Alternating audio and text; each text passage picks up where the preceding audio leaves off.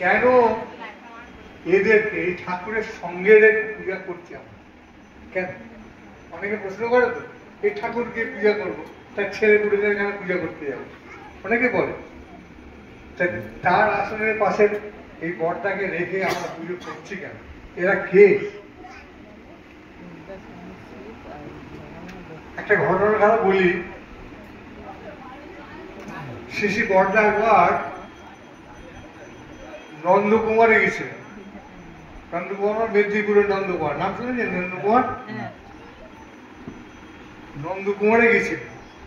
তিনি যেখানে গেছেন প্রচুর মানুষজন ভিড় করে, প্রচুর মানুষ। ওই অঞ্চলে একজন কুখ্যাত ডাকাত ছিল, তার নাম হচ্ছে যজ্ঞেশ্বর ভূঁইয়া। কুখ্যাত ডাকাত ওই অঞ্চলে। কিন্তু ব্যাপারটা হয়েছিল, সে কিন্তু কখনো নিজের অঞ্চলে ডাকাতি করে, দূর দূরান্তে করেছে, কিন্তু নিজের অঞ্চলে কখনো ডাকাতি করে। ওই যজ্ঞেশ্বর ভূঁইয়া বর্দার কাছে প্রচুর ভক্ত এসে প্রণাম করছে, করছে। যজ্ঞেশ্বর ভূঁইয়া সে তো ডাকাত, সে তো আর ভক্তি নিয়ে তারপরে যায় না প্রণাম করতে। সে কি গিয়েছিল এই জন্যে, প্রচুর মানুষ হয়েছে, হাজার হাজার মানুষ, তো বিশাল বড় বাক্সে প্রণামী করেছিল, মানে হাজার হাজার টাকা। সে ওই প্রণামী বাক্সটাকে হাতিয়ে নিয়ে যাওয়ার জন্য ওটাকে লুট করে নিয়ে করা, ওই জন্য সে গেছে। তো যাই হোক, এবারে ভক্তরা সকাল থেকে ভিড় করেছে, এখন যজ্ঞেশ্বর সেখানে আছে। ধীরে ধীরে মানুষ কমে আসছে, পাতলা হচ্ছে, পাতলা হচ্ছে। যত পাতলা হচ্ছে, যজ্ঞেশ্বর আস্তে আস্তে হাঁটতে হাঁটতে ওই পিতৃদেবের কাছে, বর্দার কাছাকাছি যাচ্ছেন, মানে বাক্সের কাছাকাছি যাচ্ছেন। এবারে কিছুক্ষণ পর যখন অনেক লোক ফাঁকা হয়ে গেছে, তখন বর্দা তাকে ইশারা করছে, ইশারা করছে, বলছি যে এই ফাঁকা যে লোকজন কম আছে, এইটারে নিয়ে পালা। বুঝতে পারছেন? বলছি এইটারে নিয়ে পালা, তুই ওই জন্য এসছিস তো? তিনি সব জানেন, ওই জন্য বলছেন তিনি। বুঝতে পারেন কি ব্যাপার? লাস্টে এখন বুঝতে পারলো তিনি ওইটাই ইঙ্গিত করছেন, আমি যে জন্য এসেছি তিনি ওইটাই আমাকে বলছেন যে নিয়ে পালা, এইসব লোকদের কম আছে, লোক বাইরে দিতে পারেন, তখন মেরেই ফেলে। তখন বুঝতে পারছি যে কার জিনিস, কার প্রণামী চুরি করতে এসছে। তিনি আমার সব কথা জানেন। ওই জন্য ঠাকুরদার কথা জানেন কি, আমরা যা বলি, এই যে আমি বলছি, তিনি শুনছেন সব। আমি যা করি তিনি সব দেখেন, আমি যা ভাবি তিনি সব দেখেন। এই যে এখানে বলছি যা ভাবছি আমরা সবাই, প্রত্যেকের কথা তিনি জানেন। আমরা এখানে বসে কি করছি তাও তিনি জানেন। আমরা যে কথা, কি কথা বলছি তিনি তাও শোনেন। তখন তিনি আর থাকতে পারেন নিজেকে, গিয়ে ছুটে গিয়ে বর্দার পা ধুতে বলছে, কি যে এখানে বলছে করার দরকার নেই। ওই ঢাকা তার দৃষ্টির সামনে আসে পড়তে, কেমন করে বিগলিত হয়ে গেল। ঠাকুর বলেছিলেন যে বড় খোকার হাতে চড় খেলে না, কত দুষ্কৃতকারী যে দেবতা বনে যায় কালীঘরটা নেই, ঠাকুর বলেছিলেন। যাই হোক, এখন কি হল, বড়টাকে বলে চল তুই দেবঘর চল, ওকে নিয়ে দেবঘর চলেছে, ওই যজ্ঞেশ্বরকে নিয়ে। ডাকাত দেবঘর নিয়েছেন, দেবঘর নিয়েছে, একদিন থাকার পরে ওকে দিয়েছে, ঋত্বিকের পাঞ্জায় দিয়েছে, বলে তুই দীক্ষা দিবি। কি বলছেন আপনি? বলছে আমি যা বলছি এইটাই বলছি, তুই দীক্ষা দিবি, তুই দীক্ষা দে। ডাকাত 3 দিন গেছে সবে, তাকে দিন ঋত্বিকের পাঞ্জায় দিয়ে দিল। সে করে দেবঘর আশপাশে থাকে, দীক্ষা দীক্ষা দেয়। একদিন বড়রা তাকে দেখবে, শোন তুই মেদিনীপুরে চলে যায়। মেদিনীপুর বলতে ঘাস করবি, রবীন্দ্র তো তোর বাড়ি, ওখানে চলে যা, গিয়ে অমুক জায়গায় যাবি, ওখানে গিয়ে একজন যাবি, একজন বাড়িতে যাবি, গিয়ে সে বাড়ি একজন দীক্ষা দেবে, একজন মা, তুই তাকে দীক্ষা দিয়ে আসবি, চলে। ও তো শুনে চিন্তা করছে মেদিনীপুরে বলছে আর চলে যাচ্ছে মেদিনীপুরে। তো বলছি মেদিনীপুরে যে তিনি লোকেশন বলে দিয়েছে ওই যাবি, ওদের বাড়িতে গিয়ে ও বাড়ির একটা মা দীক্ষা নেবেন, তুই ও বাড়ি চলে যায়, ওখানে চলে যায় বলে তিনি মানে অনিচ্ছা সত্ত্বেও গুরুর আদেশ পালনে যাচ্ছেন। যেখানে বলেছেন ওই বাড়িটা একটা বিশাল ধনী লোকের বাড়ি, তাদের বিশাল পাটের আড়ত আছে, মানে কি ওই বাড়িতে ও ডাকাতি করেছিল, ওই বাড়িতে। তো বাড়িতে ঢুকেছেন, লোকে বলছে যে চাচা আপনাদের বাড়িতে কালকে দীক্ষা নেওয়ার কথা আছে কি? তখন একজন ভদ্র মহিলা, বয়স্ক মোটামুটি, বেরিয়ে আসেন, হ্যাঁ বাবা আমি দীক্ষা নেবো।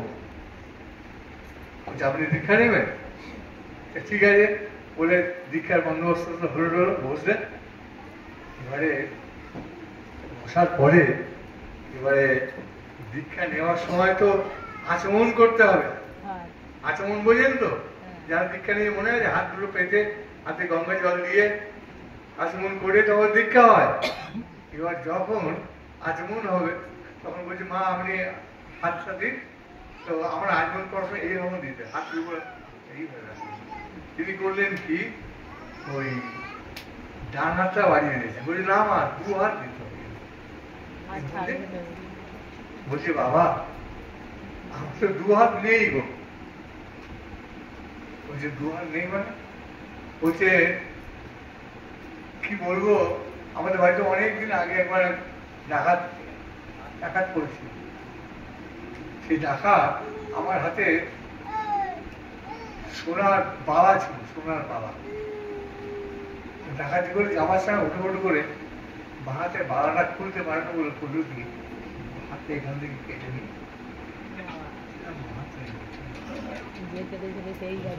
আমি তো সেই ডাকাত, বলছে আমি তো সেই ডাকাত, আমি তো এই কাজ করবো মনে করে গেছি। তখন ওই যোগেশ্বর বলছে যে মা যদি মনে করুন যে লোকটা আপনার হাতটা কেটে নিয়ে গেছে সে লোকটা আপনার সামনে বসে আপনাকে দীক্ষা দিতে চাইছে, আপনি দীক্ষা নেবেন? বলছে হ্যাঁ বাবু নেবো তো। তোমার তো ঠাকুর পাঠিয়েছে বললে, ঠাকুর পাঠিয়েছে তো দীক্ষা নেবো তো। বলে তিনি ওই যোগেশ্বর মাইতিকে দীক্ষা নেবেন, টাকাটা আগমন করেছে। তিনি যোগেশ্বর মাইতি দেওয়ার ফিরে এসে বর্দার পায়েতে ঢুকে করে বর্দা আপনি এবার কোথায় পাঠাবেন? বলছি আপনি দীক্ষা দিয়েছি? বলছি হ্যাঁ দিয়েছি।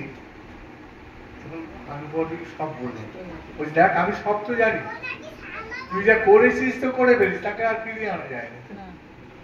বুঝলি তুই যা পাপ করিস তোকে দিয়ে সে পাপের কিছুটা অন্তত সাধন করা, তোর মাধ্যমে তোকে নামটা দেয়া, যা পাপ করিস কিছুটা অন্তত সাধন হলো তো, তোর মাধ্যম দিয়ে সেটা পরমপিতার নাম পেল। তখন তিনি বললেন এক কাজ কর, তুই এ কর, বাড়ি চলে যা, বাড়ি গিয়ে তোর গ্রামে একটা স্কুল বানা, স্কুলে গিয়ে স্কুলের ছেলে মেয়েদের বিনা পয়সা পড়াবে, পারবি না? বলছে হ্যাঁ পারবো।